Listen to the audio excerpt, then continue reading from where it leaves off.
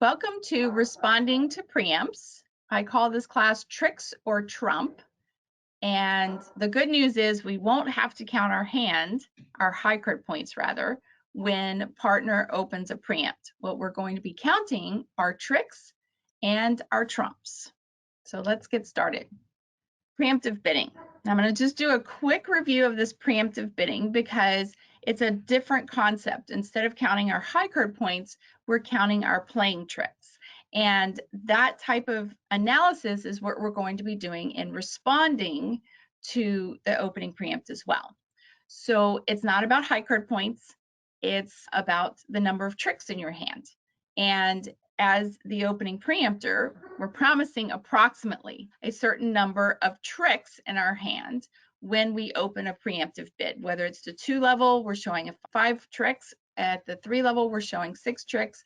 At the 4 level, we're showing 7 tricks. And the responder, where we're going to be sitting at in this class, is going to be taking what opener is promising approximately and adding to it the number of tricks they have in their hand and the number of trumps they have in their hand to determine whether to bid or not. Okay, so a little bit about counting tricks. When you have a 5-card suit or longer, you get to count all 5 cards in that suit and then subtract out any missing ace, king, or queen. Okay, and that gives you the total tricks for that long suit. Counting tricks in short suits have to do with your aces and your kings and their queens.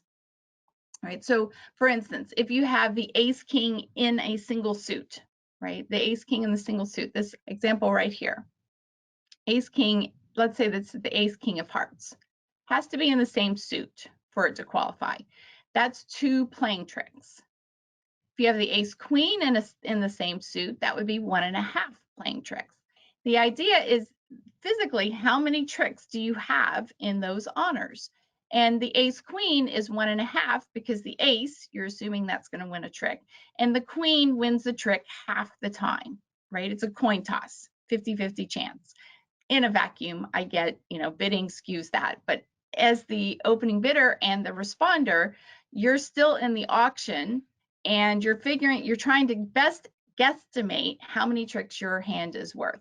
If you have the king queen X and the X stands for just a spot card, you would count that as 1.5 playing tricks, the same as the ace queen, right? The idea is you use the promotion technique, lead out the king, force out the ace, and your queen is good.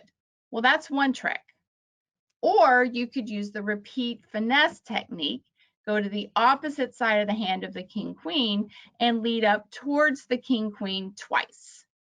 And if the defender on the left, as you're leading up to the king queen, holds the ace, well, they either win the ace and your king queen become 2 tricks, or they play second hand low, which is what they usually do.